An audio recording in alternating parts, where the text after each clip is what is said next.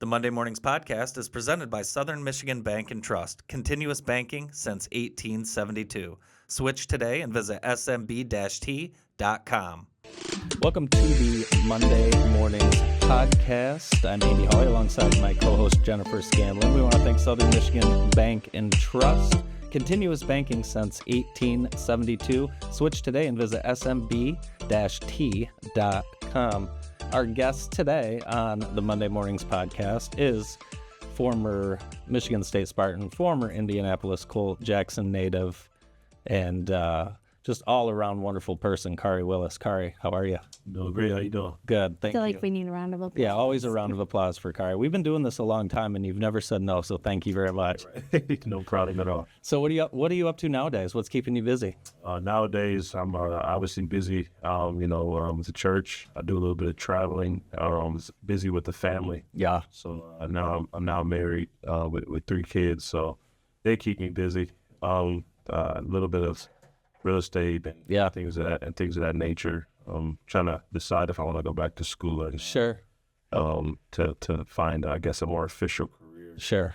But been pretty busy though. Helping my brothers. They got nonprofits and different things like that we've been able to establish, and I should have some nice programs coming that can benefit the community here shortly. So. Nice. Well, we know you as a local Jackson native, but some of our listeners might not know your history here. So talk a little bit about kind of your rise to greatness in the community and what that means to you. I wouldn't call it greatness. I would. We would. But I'm from Jackson. Obviously, I grew up, born and raised here. Very, very glad and proud to be a Jacksonian. Is that a word? I think It so. is. It is now. Yeah. But grew up south side of Jackson. My mother and father had 10 of us.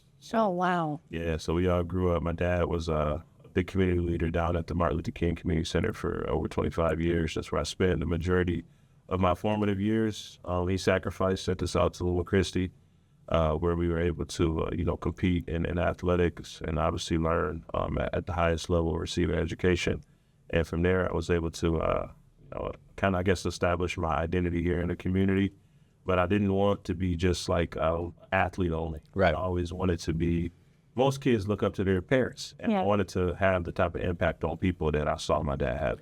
Oh, that's beautiful. I also wanted to make sure that I was grounded and rooted in faith and in Christ the way my mom was. So that balance, and I guess that battle of being a young man and juggling all those things, I think that's kind of how I made my mark here on the community and how I look forward to doing it more so in this chapter. Now that you have 3 of your own, how do you look at your mom and dad differently? Oh man, tremendously different. I look at them different. I used to say I want 7 of them. Yeah. 8. Now I'm looking at 3 of them. I'm like, man, that's a lot of work. And twins too, right? Twins, yep, 2 twins, 2 twins and an 8-month-old. Yeah. So. Doesn't it make you wonder how they did it with 10? Yeah, I wonder how, but I look back some days, I'm like, I know. We made it work. Yeah, but I'm grateful. I think a big family is probably one of the best things that ever happened to me. Yeah. All my siblings are close. We're all getting married, having children. A lot of us are doing things in the community, so it makes me very, very proud for my parents, and makes me want to kind of requite them a little bit. Yeah. And for all those kids to grow up together in that cool family unit is going to be such a great part of your legacy. Yeah, absolutely. You mentioned keeping your faith and your work ethic close to your heart and all that you do as a star athlete, high school, college, NFL. Yeah. How'd you do that? Well, it wasn't a steady journey, I would say that. But I think with great mentors like the late great pastor Frank Hampton, he's a blessed memory now. He's a big mentor in my journey. Now my pastor Lee Hampton, he was always been a big mentor through some of the ups and downs I went through as just a young man, a rock to lean on. My father obviously is very, very balanced in the community and in faith, and my mother praying for me and helping guide me. I had older brothers too that. Like Terrell, my brother Terrell works out at the prison. Just been a great example, watching the way that they committed themselves through faith and found their purpose and found their happiness. It kind of turned their lives into something that we couldn't have really dreamed growing up where we did. I think all of those factors played a part in it, and keeping me grounded, helped me keep my circle small in the big world. Sure. And then I was able to kind of resurface whenever I got off track. Doesn't it feel like just yesterday you were, playing 5th and 6th grade football, and you had people telling you then at that age how good you were going to be. Did you feel pressure at a young age? No, I didn't. I didn't feel pressure. My dad was people. You get the nice side of my dad.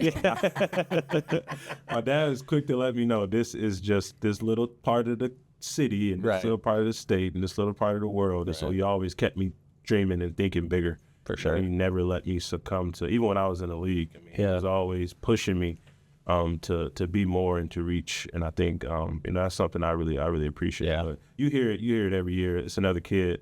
Yeah. You kind of, I guess it's like the crapshoot. You kind of don't know who's the real deal until, Well, now that you're going to be around, youth sports a little bit more, you'll see the unrealistic expectations that a lot of us have. And, I might be there once in a while, but I think I'm a little bit grounded. Why is that? Is there any rhyme or reason? You played AAU basketball. You've been at every camp in the world. You've been around the country. The same story everywhere, right? Right. It is. I think the dream and the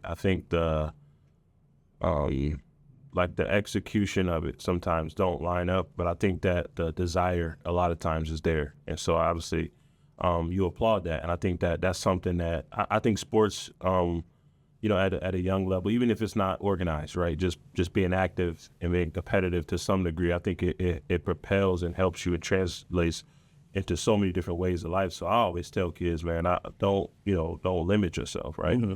You said unrealistic expectation. I was told when I was by a teacher, I'm not gonna say who, but when I was younger, that I had an unrealistic expectation, and I just looked at it like, why is it unrealistic? Sure. What makes it unrealistic? Are those human beings out there doing it? And am I a human being? Sure. What's so different between them and me? I always kind of had that mentality. Sure.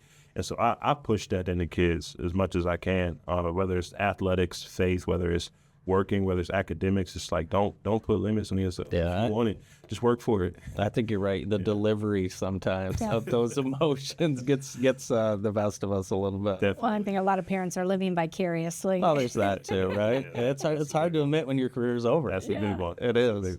So going through Lumen Christi, let's talk a little bit about that. You were a star basketball player, star football player. There was talk that you were going to go play basketball and not even play football. You remember that? 100%. So actually, I quit football. I do remember that. Oh, did you really? Yes. Yeah. Quit football, but then you see your teammates and friends play, and you must have realized that, okay, this sport's going to do something for me. Yeah. Well, I originally loved football until I got to Lumen Christi. That's the honest story. But the reality was I just didn't know what it took. My dad was a basketball coach, so I knew that I was more familiar with basketball in the off season and the hard work and the conditioning, and I was doing that around the clock. And my dad had this rule in our house that we had to be busy. So either if you weren't gonna, unless you got Division I offer in a sport, then you cannot quit, another sport. So I was pushing to get an offer in basketball, and I got one going into my sophomore year, and I was like, okay, I don't have to deal with Herb in the weight room and all that stuff, and so I quit, But then some of my friends came over and they wanted to play, and then I kind of saw them, and I'm like, okay, I want to play, I want to be with my friends, and obviously I had friends at Lumen Christi, and they were all encouraging me to play, and so I went out and I played, and I think the rest was kind of history. So you can thank Devin Edwards and I can thank Devin Edwards and Demarius for my football career, basically. Isn't that something? Yeah, it's crazy. So playing football at another school, where'd you go to middle school? Parkside? I went to Parkside. Okay. And then stepping it up, it didn't sound like it was as much fun. Well, no one wants to lift weights at that age, right? Yeah. Not as much as they were doing at Lumen. I mean, I was used to my summers being my summers and all of that as a kid, and I was playing AAU as well. Got it. And so a lot of those schedules would conflict with school workouts, and so I think I'm glad that they have that culture and they have that tradition out there at Lumen Christi, because I think that off-season workout, just the base and the discipline structure was something I was able to parlay into the next level. Did it prepare you well for what came next? From a discipline and a work ethic perspective, absolutely. Okay. Absolutely. And a winning culture as well. Sure. All of those things, I think, help propel me up to the next level. Let's talk about your time at Michigan State. Of course, you're the star high school athlete. When you go to college, you are playing with all star athletes. Yeah. What's that first couple weeks like? Just explain that to me from an athlete's perspective.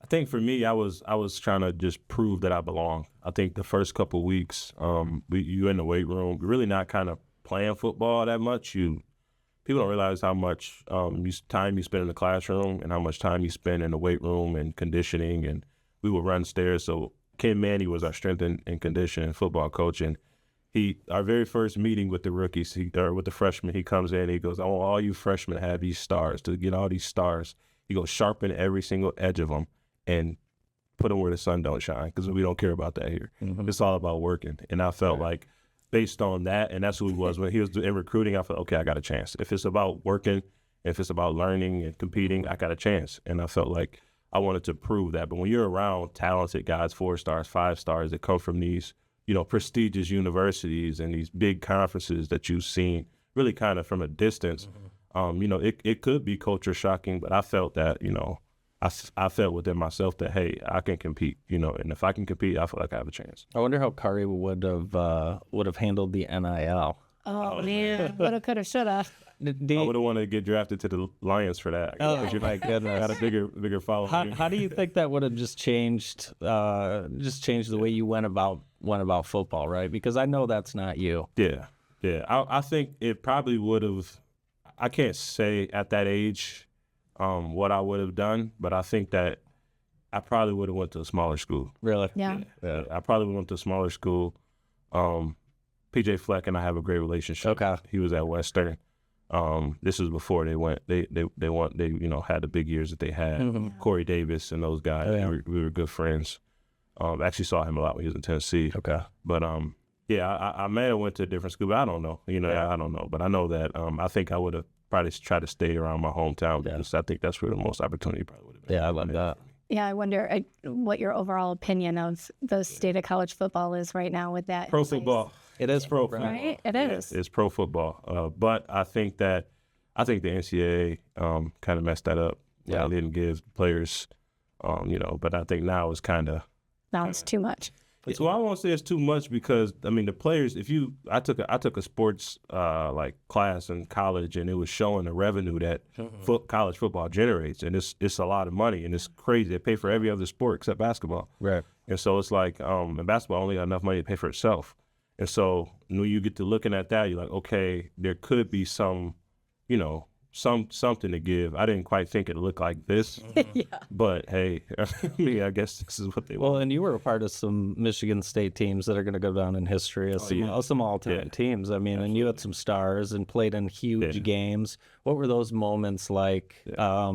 When you go to play college football, are those moments that you want to have and picture? And then how does the reality set in for that? Yeah.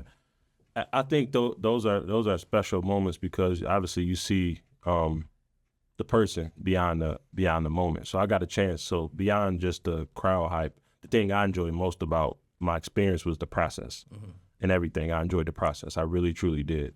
Building with guys, working with guys. You're at the end of yourself. A guy comes along, encourages you. A guy's struggling in class. Y'all study together. Y'all figure it out.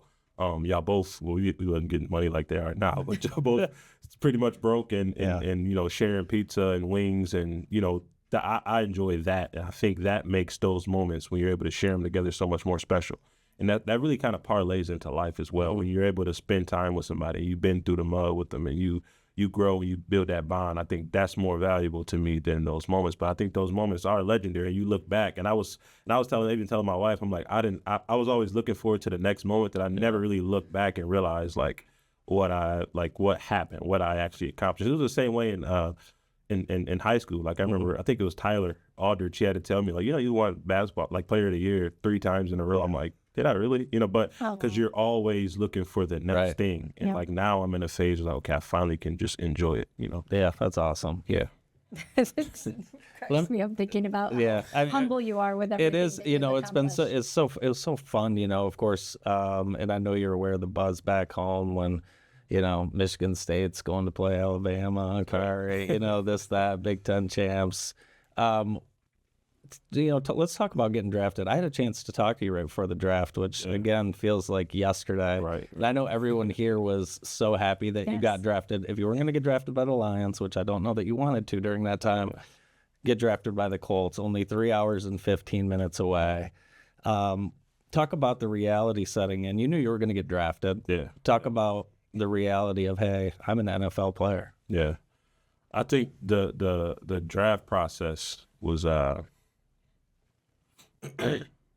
it's an emotional process. Yeah. I mean, you kind of, the state of your future is in somebody else's hands. It's not like college where you're picking a school that you want to go to. It's like, are you going to get picked? Where are you going to get picked? Where are you going? So I'm sitting in my parents' basement and we're all watching it and we're having a great time. A lot of friends, a lot of family. And what that moment came was obviously was a lot of emotions.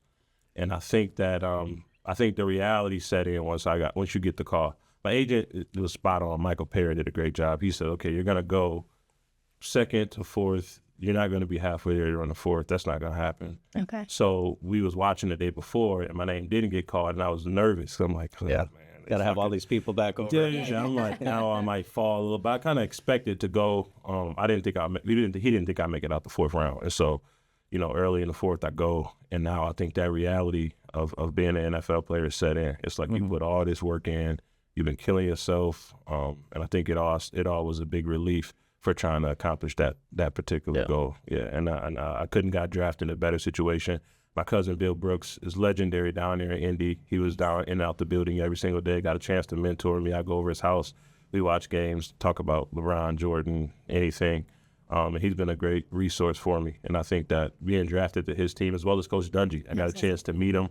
I always wanted to meet him. I kind of had I never told him this, but I kind of had a selfish gripe. I'm like, I wanted to meet him. Yeah. I got a chance to meet him. I got a chance to talk on the phone with him. I did his show not too long ago, and now we have a great relationship. So I think I went to the perfect, situation for the perfect time, and I think, I ended at the perfect moment. Tell us a little bit about what that first day arriving in Indianapolis, what is that like? Yeah, rookie minicamp. So you go in there, you obviously getting sized for everything, helmets, cleats, it just sizing you up, making you at home, getting a warm welcome. It's just so many people to learn and know. You don't know nobody, but you're learning guys. Thankfully, I was able to, I played against Paris Campbell in college for years, so we were familiar with each other, but we didn't know each other, but we began to kind of develop a close relationship. And Rock Yassin, who's I don't know where he is now, but we got drafted together. He came out of Temple, and so you just build those relationships with your peers that are going through the same thing that you are. But you get on there, and I sit in front of my coach, Alan Williams, a great friend of mine now. He tells me, he's like, okay, I'm just letting you know, I'm looking for somebody to replace you. That's my job. I'm your coach. But hey, as soon as you get here, this is how this league works. You know what I'm saying? So you got to prove that you belong. And I said, okay, if you give me a chance, I can, I like my chances. And so we began to compete and play and learn and grow and learn the culture. And I thought that place, as far as what they stand for, fits me. I thought it fit me well. Yeah. You got, once you make it to the league, everyone thinks you're set for life. You got people texting you for tickets, for this, that, and the other thing. What was that like for you and for your family? I think it wasn't as bad as advertised. Sure. I think simply just because like I said, I had 10 siblings, right. or 9 siblings, so my circle is relatively, small. And I think that my mom and dad really did a good job of teaching us not to be selfish. So everything that I ever accomplished, I accomplished with my brothers right there with me, with my sisters right there with me, with my parents right there with me. So it wasn't, it never became like a beggy thing, situation. I think more so is from people from without that think things more so than, but they don't have access to you like that. So it don't have that relationship with you like that. So it's not it didn't hit me as hard because my brother was my best friend. My brother roomed with me when I was in college. I moved out to dorms and I was living with him for 2 or 3 years. He would come down to Indy every week to cut my hair. He would stay down there for weeks. So it's like, I didn't have those leeches that I attached myself to. Yeah. Thankfully, because I kind of just ran with my family. Yeah.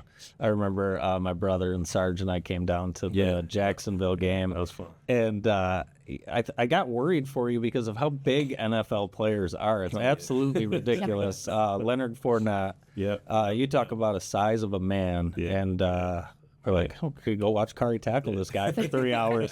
The size, is it the size? Obviously the speed, strength, everything. But, I mean, the size of folks in the NFL, it's staggering. Yeah. You're talking about the best athletes in the world. Yeah. Yeah. You know, that's probably the hardest sport to play in the world. And I mean, other things take more skill or hand-eye coordination, this, that, but I think it was a compilation of all things.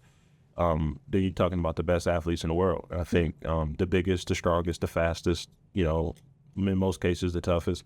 And I think that's what that league is. And I don't think kids really understand that. Like, for example, I hope you don't mind me saying this, but Sebastian Toll, I'm not sure if y'all familiar with it, but he's like a little brother to me. I mean, you know, he's been coming up to see me in college and, you know, when he transferred over and stuff. You know, I was able to kind of mentor him through that process, you know, what he was going through emotionally, and he was able to help me as well. But he came to a game down there at the Colts, and he was seeing the speed of the game. He was like, I'm like, you ready? He like, not yet. This he was at Northern Michigan at the time. But I think that people don't realize how fast it is, how big they are watching on TV. I think it does you a disservice.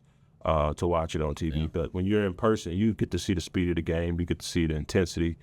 You hear the hits. You know, my dad was even telling me, man, I got nervous sometimes just because it's just a faster game. Yeah, well, the game I went to, you went down with, I think, a shoulder injury. I might have. You might have. Yeah, it's how physical is it, and how much toll? What does, I mean, even playing in the Big Ten, right? Yeah. Like those years, what does that do to your body? It can break you down. It can break you down, especially if you don't take care of yourself. You know, I think I've been blessed. I've been fortunate not to have any super major injuries like ACL, knee, or even the shoulder injuries that I had. They've been pretty manageable. Or any broken bones I've had, they've been manageable. Yeah. You know, and so I think that I've been very fortunate, very blessed. So I credit my mom's prayers for that.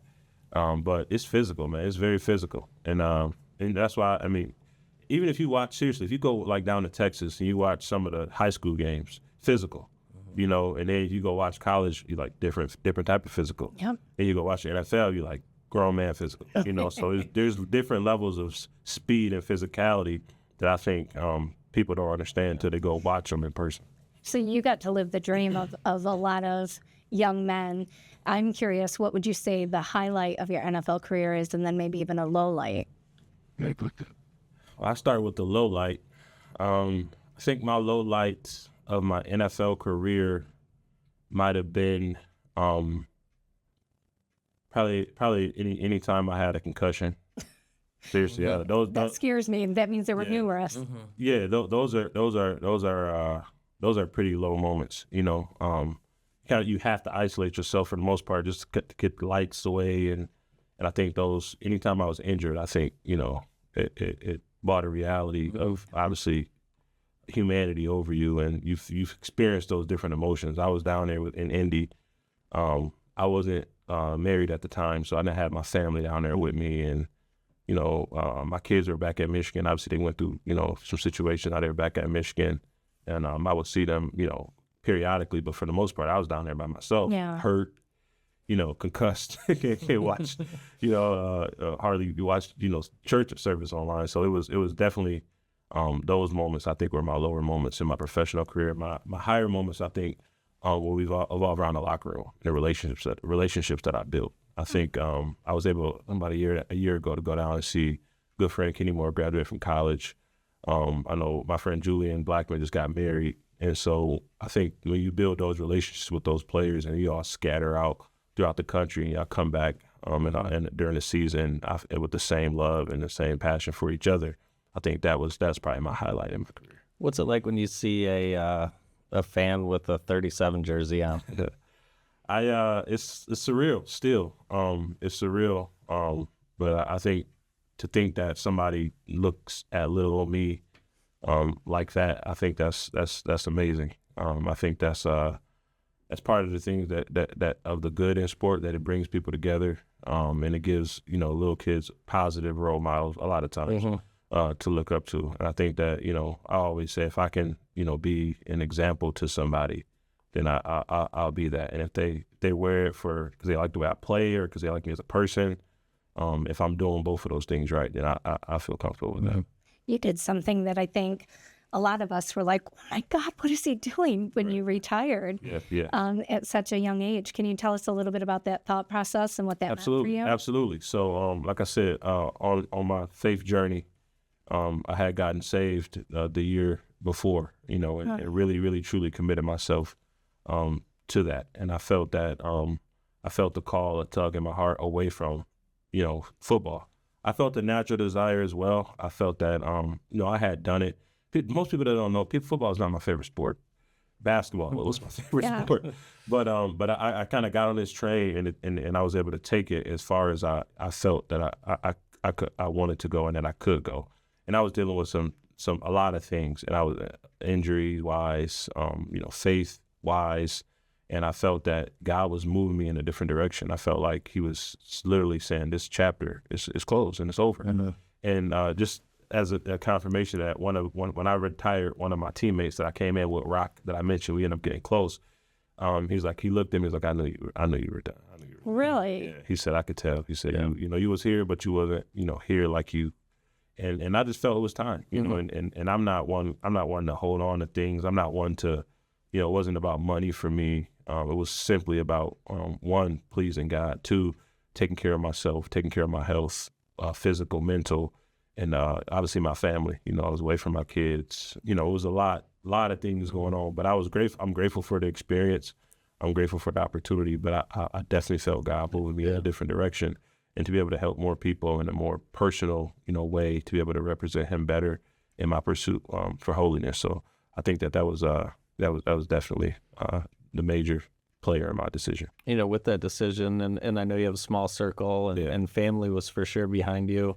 But as a starter in the National Football League, that's retiring. Yeah. I'm sure there were some haters out there asking you, "What are you doing? You're going to have another contract." Yeah. How did you handle that? Like I always handle haters. I don't. I want to know what your agent said when you told him. Oh, he came and met with me. He came up to my house. He actually came to church with me. Yeah. Oh. He was like, he was like pulling out some numbers and was like, "You sure you want to do this?" He goes, you just put yourself in this, But I was like, yeah, I was sure. And he knows me. And I'm just like, we talk from time to time. And he was behind me as well. And I think that if I surround myself with people that, I was fortunate enough to have surrounded myself with people that have my best interests at heart and not their own. And I think Michael was one of those agents. Michael Parrott is his name. He was one of those agents that he had my best interests at heart. He understood. And he's still like, hey, if you ever need anything, you let me know. If you want to come down to the office, I told him I might be in Georgia. And he's like, come on down to the office. So we still have that relationship. Yeah. And I think that people that, they're haters, I always say it like this, that's an internal problem they have. And if I can help them fix it, I will. But I can't worry about that. That's something that's on them. Yeah. Well, one moment I wanted to talk about that we didn't get to was when you spoke at the Big Ten Media Day. Yeah. That I think that event. I mean, I put you on the map, for lack of a better term. I mean, you were all over every news network. And I know it made your family proud. It made everyone from Jackson proud. Just talk about that day, being chosen, obviously, to represent the entire conference. Yeah.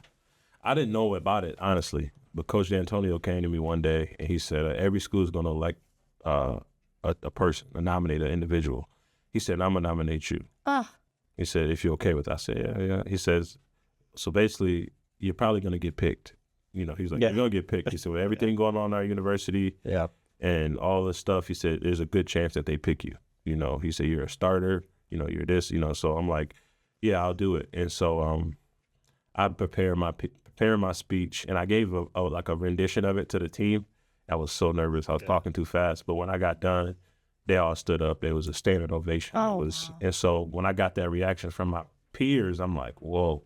And so now I have my mom there. I have my dad there. We go down. I think it was me, Brian Lewerke, and L.J. Scott, who was just up here in Jackson with me. we all went down there with Coach D and representing the university, doing all these interviews. But in the back of your head, you got this speech that you got to give, and so I'm talking to my mom, I'm talking to my dad. I think the last person I talked to was Pastor Lee Hampton on the phone. He was just giving me pointers and things like that. And then I went out there and I said, I'm gonna slow it down and say what I feel to say.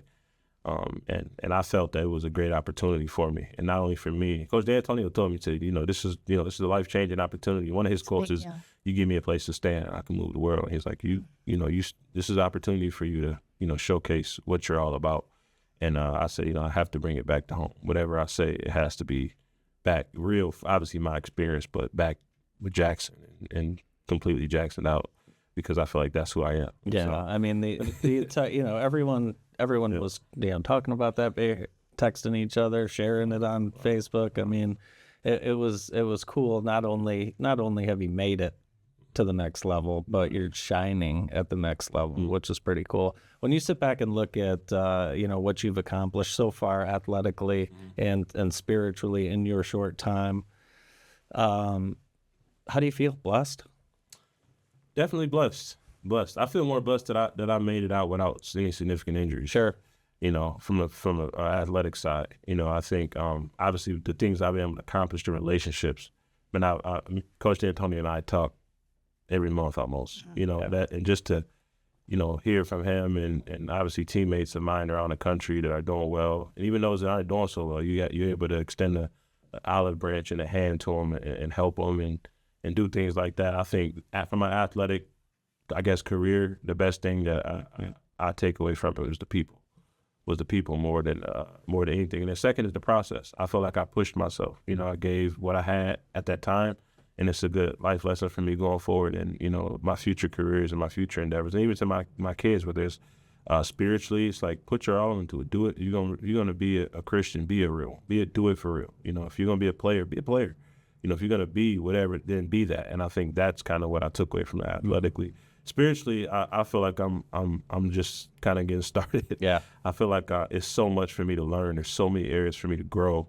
I'm constantly looking in the mirror, and I'm glad that I'm being able to be under Pastor Lee's tutelage, helping me constantly look in the mirror, examine myself, compare myself to Christ, have something tangible, to pray for, have people to actually help, to impart into, pour into young people, pour into kids, make it personal, not just a transaction, not just checking a box, not just charity, but true, ministry, true care, and that's something I've been able to enjoy. What do you have future dreams and goals, on the church side and leadership side? Is there a dream of yours?